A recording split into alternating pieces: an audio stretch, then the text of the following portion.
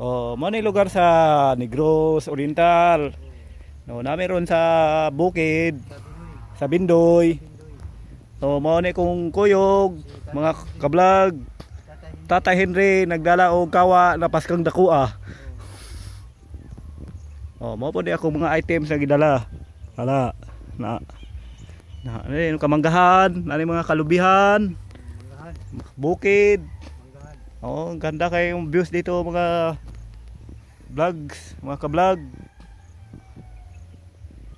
Wala, nagtungtong siya sa bato, dugay-dugay, mutambling na siya ron. Una ang kawa. Ano sad?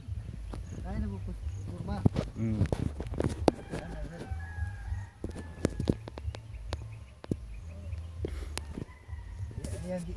Yang ipandong kay medyo litaliksik gamay.